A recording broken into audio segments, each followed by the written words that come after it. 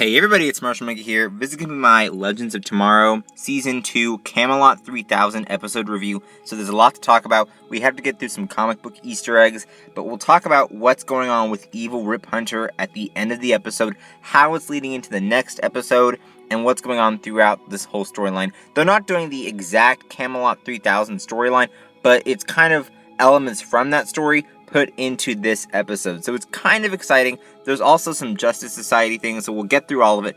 Do not worry, I am catching up on videos. Justin posted my Logan review, so go check out that, because that movie was fantastic. But anyway, let's get into this episode. So, Evil Rip Hunter starts out in the episode with the Justice Society coming back. We only saw about 2 members, I think it was only 2 members in this episode. First, it was Dr. Midnight. He had a tragic passing, so he's dead. Rip murdered him. But it was great seeing Dr. Midnight out of his suit, because I didn't really know what he looked like out of the mask, because no one really knew. I was thinking that it was someone that Rip knew in the past, like from his past, and I didn't know it was Dr. Midnight till they had said Dr. Midnight. So Dr. Midnight made a cameo of this episode.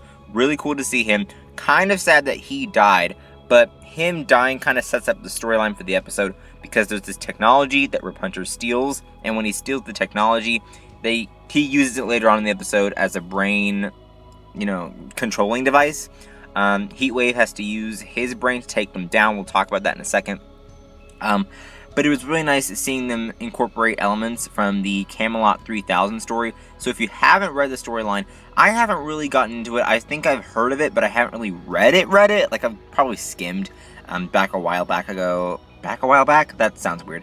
But the Camelot 3000 storyline is basically the storyline where King Arthur and the Knights of the Round Table are resurrected. So Mordred is alive, and in the year 3000 has these like space aliens on his side invading the universe. So King Arthur and the Knights of the Round Table have to stop him. So it's this huge like space medieval futuristic storyline. It kind of sounds interesting, and I would expect them to do more things like this in the future. I don't know why this isn't already a movie. Like, this would be pretty cool as a movie, or like maybe a TV show. Just Camelot 3000. I think I would like that. But that's why they used it for this episode. It was fun seeing them dive into this like world, this type of setting, because it was great seeing Ray versus Nate in this episode. So Nate's more of like a big history guy. He sticks to what he knows. Knowledge is power. So he kind of sticks to the fact that this is really make-believe. It's not real, and it never was real. Ray is all about fairy tales. He grew up on them as a child, and I thought that was really interesting to kind of see it work here. Ray came off as kind of annoying in the episode to me, though, just because they had the part of the spear. They didn't need to like stay there, and he was like, "Oh, I'm just gonna battle these people for no reason," and things like that. But all in all, it was great seeing Ray kind of dive back into his childhood, and I thought it was really interesting. But another piece of the spear came up in this episode. We know that Rip got the part. There was another part. There was 2 parts in this episode, 2 spear parts. We know that Rip got the first one. The second one was in the Sword of the Stone. Stargirl was hiding it. So back in Camelot, they find out that Stargirl was there the whole time, and she's actually Merlin, probably because like she's the wizard, because she has like the magic staff or whatever. Like I don't know if her staff's magically powered. I think it is though. But anyway, she has the staff and everything, so she's Merlin. And I thought that was really interesting that she created this world to protect the spear. So I was excited to see that Stargirl was also incorporated, because we had Dr. Midnight. We've seen Our Man earlier on, or no, was it Obsidian? No, it was Obsidian. We saw Obsidian early on this season.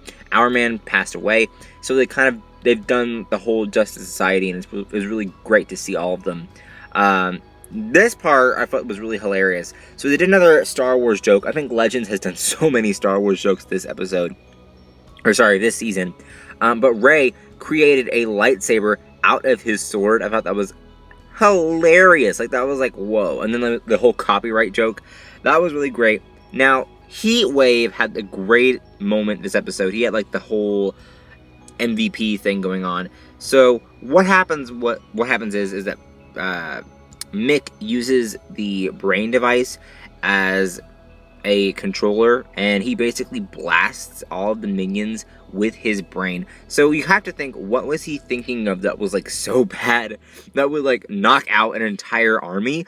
It's kind of weird. I don't know if they're going to touch on that in the future, like how tortured Mick really is, but it was fun seeing Stein like, oh no, there's no way that you can be smarter than me, there's no way that you're more powerful than me. So that was great to also witness. Now, Rip has been captured, so Evil Rip Hunter captured in the Wave Rider. He's going to take over the ship. They didn't really clarify how they were going to do that, but they'll explain it by the time the next episode rolls around.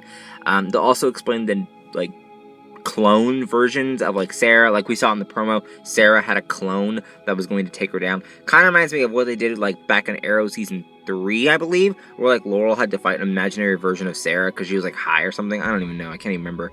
But it was really nice seeing Evil Rip captured. He'll eventually go back to being the good Rip Hunter we know, but it's going to be fun seeing him take them down in his own ship. So I can't wait. But what do you guys think of the episode? And what do you guys think of the Camelot 3000 Easter eggs and like the Star Wars Easter egg?